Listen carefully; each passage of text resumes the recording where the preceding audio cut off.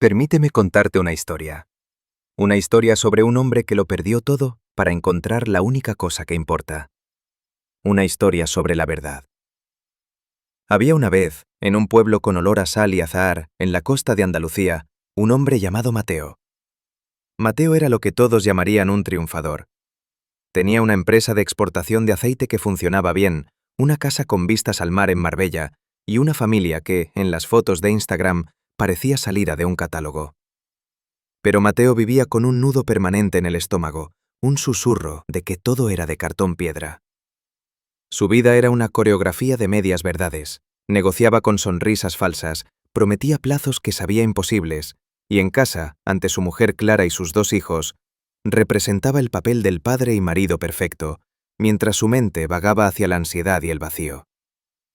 Había priorizado el éxito, el estatus y la comodidad por encima de todo. Y todo, absolutamente todo en su vida, empezaba a oler a mentira.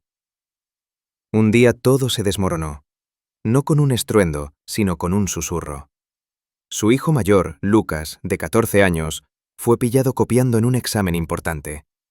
Cuando Mateo, con rabia, lo confrontó en su habitación llena de pósters de fútbol, el chico lo miró con unos ojos llenos de una decepción adulta y le dijo: «¿Y tú, papá?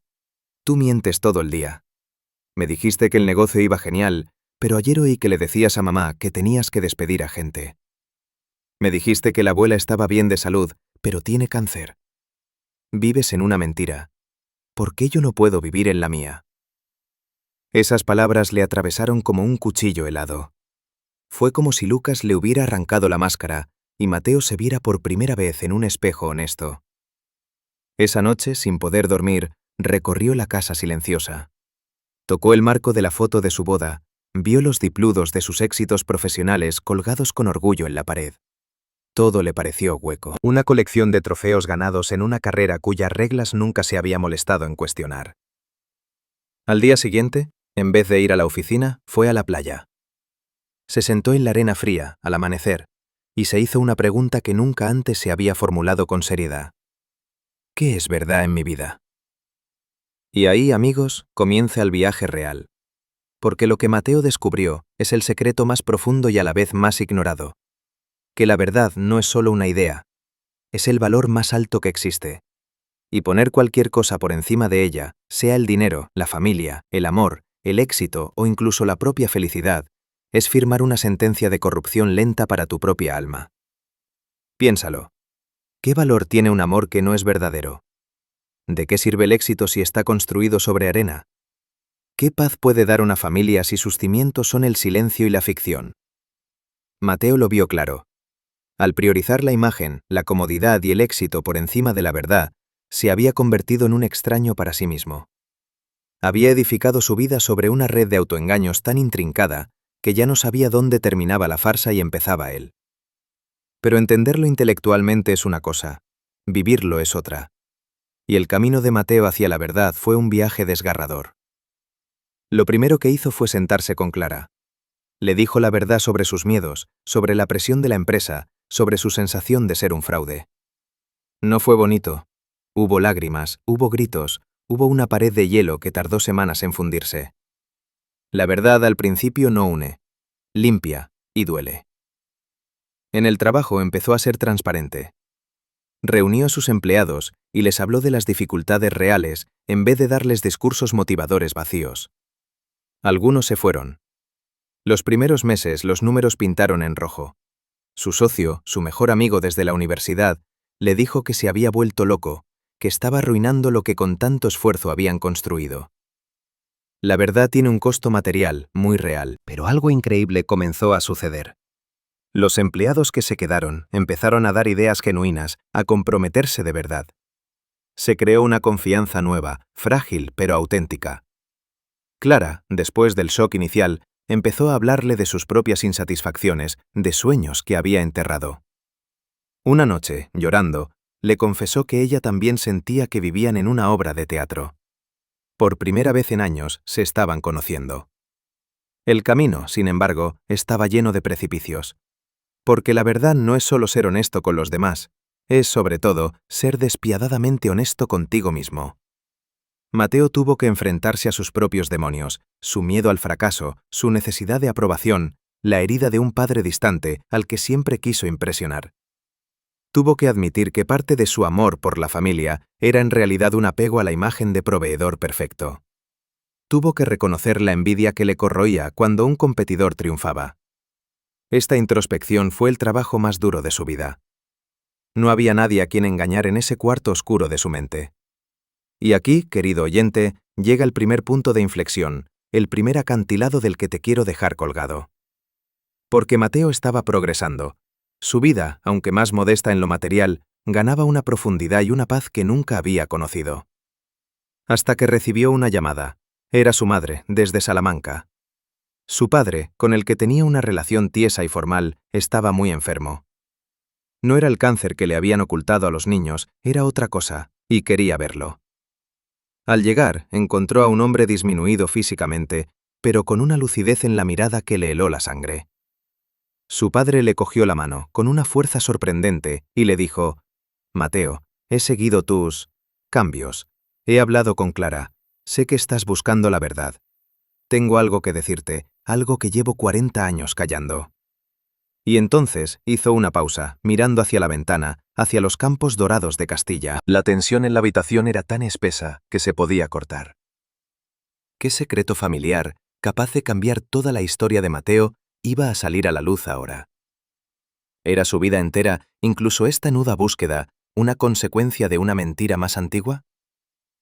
Te lo revelaré, pero no todavía. Porque primero necesitas entender por qué este principio, el de la verdad como valor supremo, es la piedra angular de todo. Mira a tu alrededor. Nuestra sociedad está enferma de mentiras.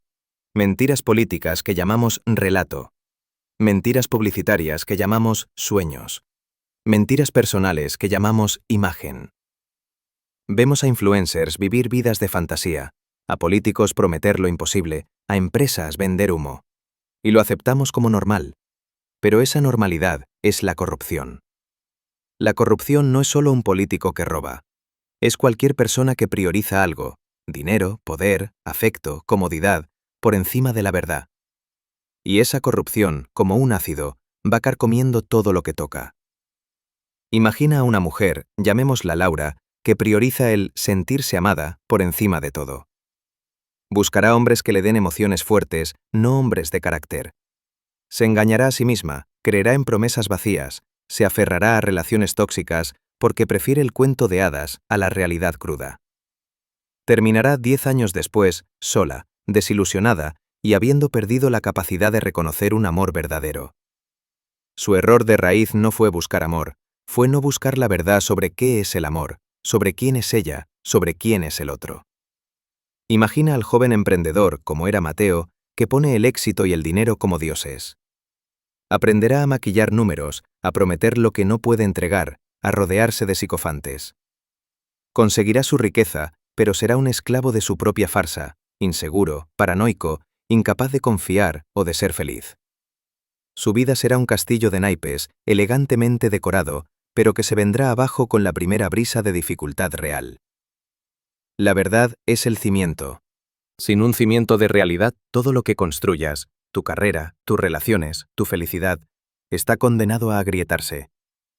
La verdad es fría, a veces dolorosa, pero es sólida. Sobre ella, y solo sobre ella, se puede construir algo perdurable y real. Y ahora, volvamos a aquella habitación de hospital en Salamanca, con el padre de Mateo aferrado a su mano, a punto de soltar un secreto que llevaba décadas enterrado. El anciano respiró hondo y dijo: «Tu abuelo, el que tú conociste como el honrado ferroviario, no era mi padre biológico. Mi madre, tu abuela, me tuvo con otro hombre, un hombre que se fue a la guerra y nunca volvió. El hombre al que llamé padre toda mi vida lo sabía. Me crió como suyo, pero el secreto lo envenenó todo. Lo envenenó a él, lo envenenó a ella, y a mí me convirtió en este hombre frío y distante que nunca supo cómo quererte bien. Toda mi vida he vivido enfadado con una sombra, defendiendo una identidad que era una mentira». Mateo se quedó sin aire. Todo cobró sentido de repente. La frialdad de su padre, su obsesión por el honor y las apariencias, su incapacidad para el afecto. No era maldad, era el dolor de un hombre que vivía sobre una mentira fundacional. En ese instante, Mateo no sintió rabia, sino una pena inmensa. Y comprendió la lección más profunda. La mentira no solo corrompe al que miente, envenena el árbol familiar durante generaciones. La verdad que su padre le entregaba, aunque tardía y dolorosa, era el primer acto real de amor puro que recibía de él. Era un regalo envenenado, pero era auténtico. Era la llave para sanar heridas que ni siquiera sabía que tenía. Esa revelación impulsó a Mateo a llevar su búsqueda aún más lejos. No bastaba con ser honesto en los negocios y en la familia. Había que cuestionar las creencias más profundas.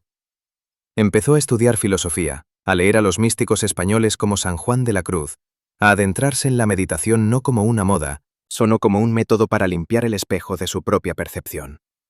Se preguntó, ¿qué es real? ¿Quién soy yo, más allá de todos estos roles? Padre, marido, empresario, hijo. Este viaje interior es el más solitario y a la vez el más universal. Porque tarde o temprano, la vida nos obliga a soltar todas nuestras muletas. El éxito se esfuma, la salud decae, las personas que amamos se van.